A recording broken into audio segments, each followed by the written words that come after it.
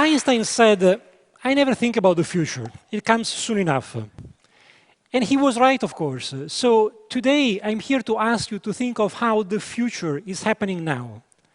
Over the past 200 years, the world has experienced two major waves of innovation. First, the Industrial Revolution brought us machines and factories, railways, electricity, air travel. And our lives have never been the same. Then, the Internet Revolution brought us computing power, data networks, unprecedented access to information and communication. And our lives have never been the same. Now we are experiencing another metamorphic change, the industrial internet. It brings together intelligent machines, advanced analytics, and the creativity of people at work. It's the marriage of minds and machines. And our lives will never be the same. In my current role, I see up close how technology is beginning to transform industrial sectors that play a huge role in our economy and in our lives. Energy, aviation, transportation, healthcare. For an economist, this is highly unusual.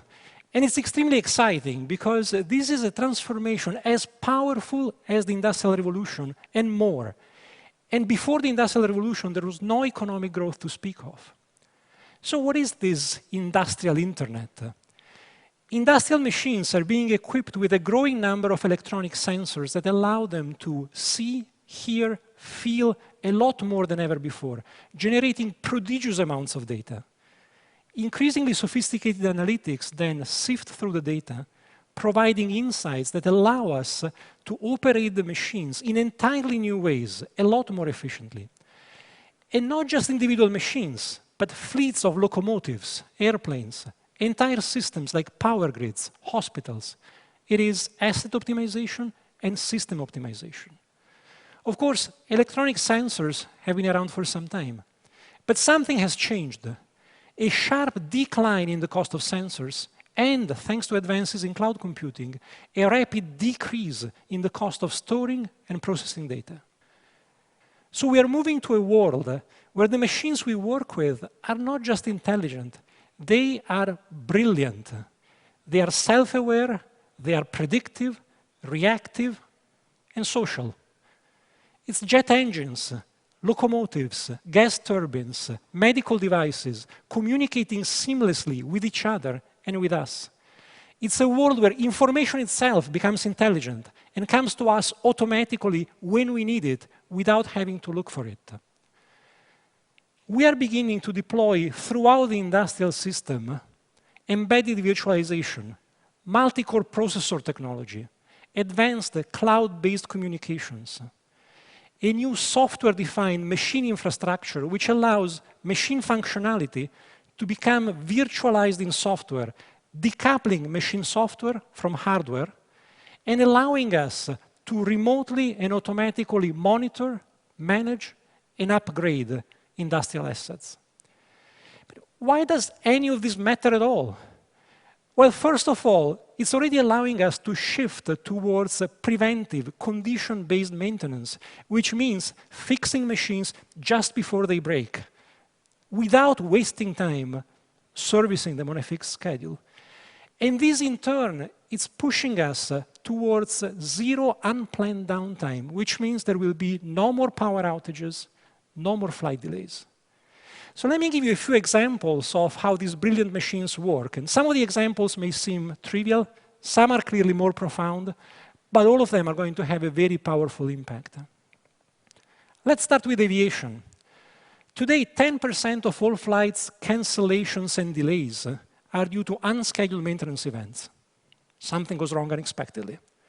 This results in $8 billion in costs for the airline industry globally every year, not to mention the impact on all of us, stress, inconvenience, missed meetings as we sit helplessly in an airport terminal. So how can the industrial internet help here? We've developed a preventive maintenance system which can be installed on any aircraft. It's self-learning and able to predict issues that a human operator would miss. The aircraft, while in flight, will communicate with technicians on the ground. By the time it lands, they will already know if anything needs to be serviced. Just in the US, a system like this can prevent over 60,000 delays and cancellations every year, helping 7 million passengers get to their destinations on time. Or take healthcare.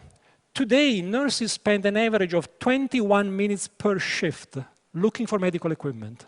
It seems trivial, but it's less time spent caring for patients. St. Luke's Medical Center in Houston, Texas, which has deployed industrial internet technology to electronically monitor and connect patients, staff, and medical equipment, has reduced bed turnaround times by nearly 1 hour. If you need surgery, 1 hour matters, and it means more patients can be treated, more lives can be saved. Another medical center in Washington State is piloting an application that allows medical images from CT scanners and MRIs to be analyzed in the cloud, developing better analytics at a lower cost. Imagine a patient who has suffered a severe trauma and needs the attention of several specialists, a neurologist, a cardiologist, an orthopedic surgeon. If all of them can have instantaneous and simultaneous access to scans and images as they are taken, they will be able to deliver better healthcare faster. So all this translates into better health outcomes, but it can also deliver substantial economic benefits. Just a 1% reduction in existing inefficiencies could yield savings of over $60 billion to the healthcare industry worldwide.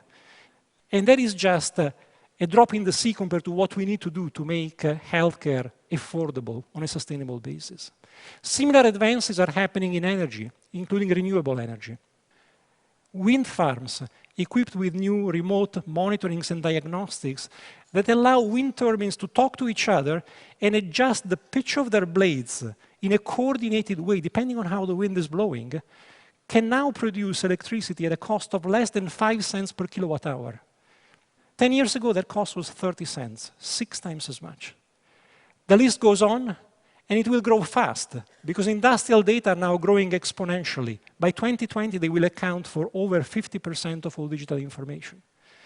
But this is not just about data, so let me switch gears and tell you how this is impacting already the jobs we do every day, because this new wave of innovation is bringing about new tools and applications that will allow us to collaborate in a smarter and faster way, making our jobs not just more efficient, but more rewarding.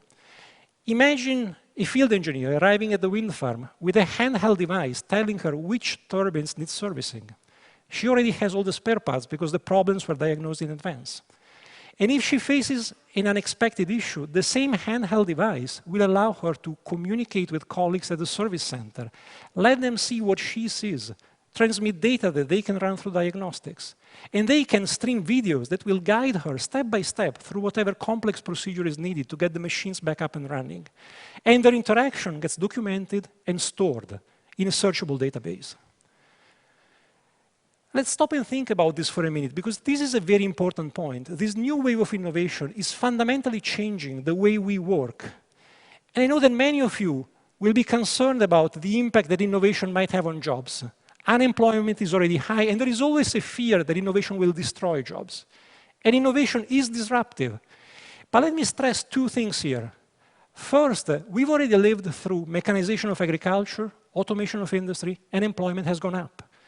Because innovation is fundamentally about growth. It makes products more affordable, it creates new demand, new jobs.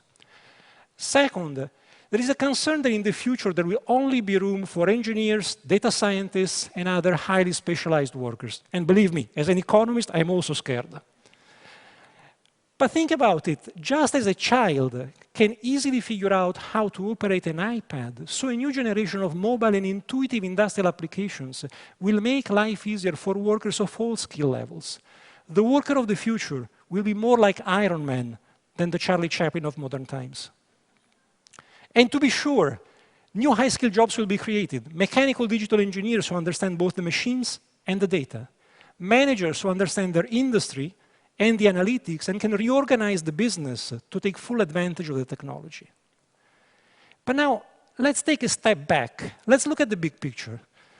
There are people who argue that today's innovation is all about social media and silly games, with nowhere near the transformational power of the Industrial Revolution. They say that all the growth-enhancing innovations are behind us. And every time I hear this, I can't help thinking that even back in the Stone Age, there must have been a group of cavemen sitting around a fire one day, looking very grumpy, and looking disapprovingly at another group of cavemen rolling a stone wheel up and down a hill, and saying to each other, yeah, this wheel thing, cool toy, sure, but compared to fire, it will have no impact. The big discoveries are all behind us. This technological revolution is as inspiring and transformational as anything we have ever seen. Human creativity and innovation have always propelled us forward. They've created jobs, they've raised living standards, they've made our lives healthier and more rewarding. And the new wave of innovation, which is beginning to sweep through industry, is no different. In the US alone, the industrial internet could raise average incomes by 25 to 40% over the next 15 years, boosting growth to rates we haven't seen in a long time, and adding between 10 and $15 trillion to global GDP. That is the size of the entire US economy today. But this is not a foregone conclusion. We are just at the beginning of this transformation, and there will be barriers to break, obstacles to overcome. We will need to invest in the new technologies. We will need to adapt organizations and managerial practices. We will need a robust cybersecurity approach that protects sensitive information and intellectual property and safeguards critical infrastructure from cyber attacks. And the education system will need to evolve to ensure students are equipped with the right skills. It's not going to be easy, but it is going to be worth it.